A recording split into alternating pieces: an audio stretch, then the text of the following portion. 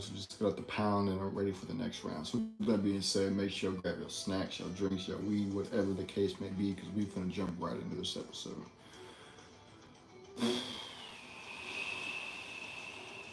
With that being said, y'all can see the title of this episode, this live, what do you want to call it? Fitting in, just not finding yourself. There's a lot of y'all, especially at a young age, that sit around and think, man, I need to find a group of people I can hang around in. I need to find a group of friends that I can hang around with, and all this, that, the third. The truth is, no, you don't. You don't need no group of friends to find yourself, to be somebody and be all this, that, and the third. That's cap. You do not find yourself when you find a group of people that fits. It's a new Stranger Things trailer just dropped. Word. I'm low key scared to see it, dog. After all the things that I done heard about some of the cast, I'm scared. I'm low key scared to see it. I ain't even gonna lie. but uh, no, fitting in does not mean finding a group of people that you can hang around with and whatnot, because oftentimes it's gonna lead you to being stagnant. That's facts. Especially if it's people like, whether you're in school or at your job or whatever the case may be, then people are gonna keep you stagnant. He said Vecna looked terrifying. Word. He said it was epic. Interesting. I might have to pull it up on here in a minute to watch. But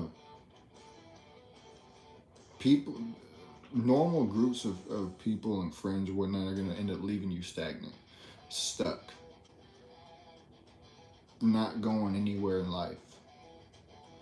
Because they're going to make it seem like it's cool for you to just work a 9 to 5 for the rest of your life. And that's not the case. It is not cool to just work a 9 to 5 for the rest of your life. It is not cool for you to be a slave to the Matrix. It's not. And you're going to hate yourself for allowing yourself to become one. The younger you are and the earlier start that you get to escaping the Matrix is the better. But if you just sit back and you let yourself just be a work mule for some company who don't even really care about you for 20 years, 30 years, and you just continue with that leash around your neck, being told when you're supposed to wake up, when you can go home, when you can go eat. When you get to like 30, 40, 50 years old, you're going to hate yourself for not doing anything about it, for not doing anything to get out of that situation, out of that lifestyle. And that's what these regular groups of people end up doing, is making it seem like it's cool. It's not. It is a very boring, very frustrating, very depressing lifestyle to live, being a slave to another company, being a slave to the system, being a slave to another rich person who doesn't even care about you, only cares about making their money. That's a fact. You gotta have a plan to escape. You gotta have a plan to be able to work for yourself. That's just how it goes. Because if you don't got no plan, how you gonna get anywhere? How you gonna get anywhere? If you ain't got no GPS maps, how you supposed to get to the other side of the state? How you supposed to drive to another state? How you supposed to drive to the other side of the country if you don't even know where you're going?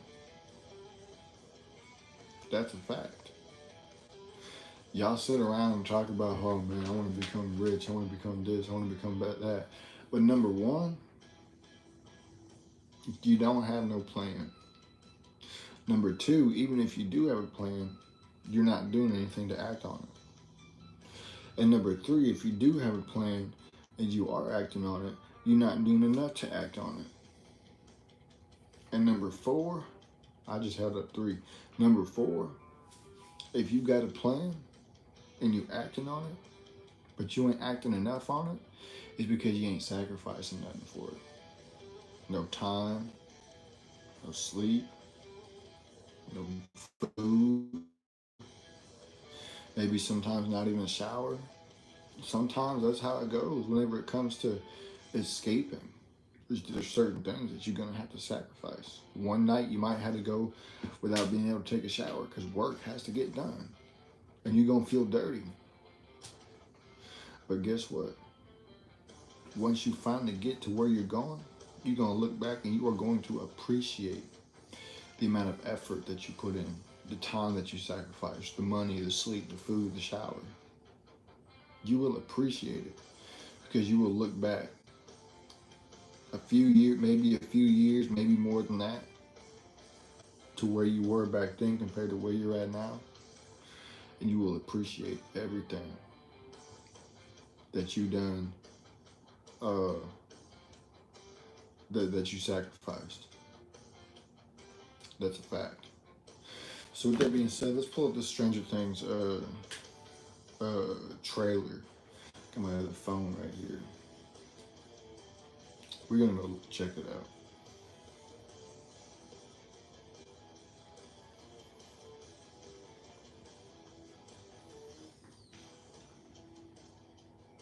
Official teaser.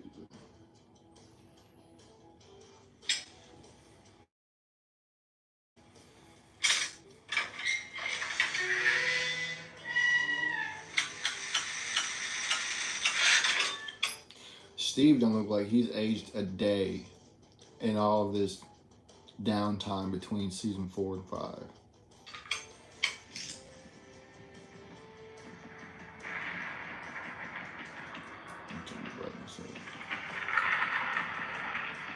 Burn commencing in 5. Neither does Joyce. That's crazy. 4. 3. 2.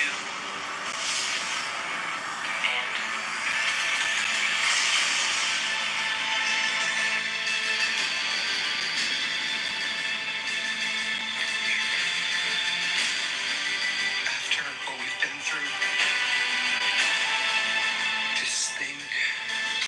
Wait, who was that? After what we've been through. Is that Will in the hospital bed? Or is it, nah, that ain't Will. That looks too young to be Will. Am I tweaking? Oh, I think that's Max. Is that Max? That's Max. Max laying in the hospital bed is crazy. Just think.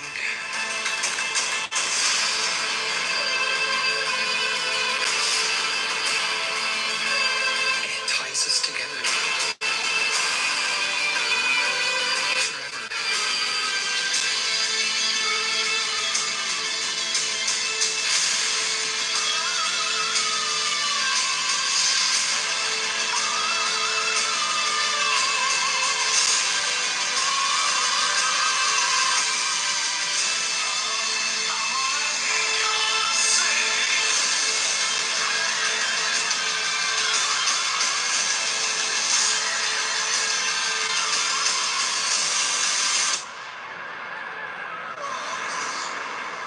Wherever this blood leads,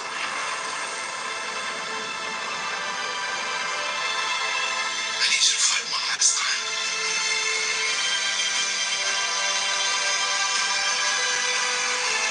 Let's end this, kid.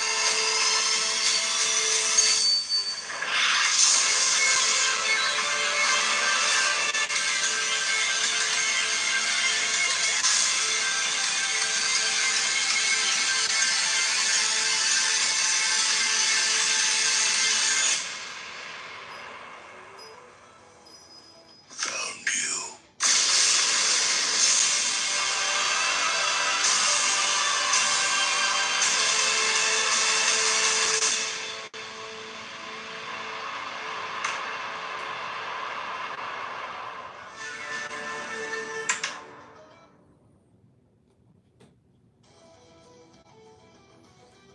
Interesting. Boy, there ain't no trailer. Oh, it's the same thing we just watched. Lion ass talking about The second trailer, I hate people that do that. The rage clickbait.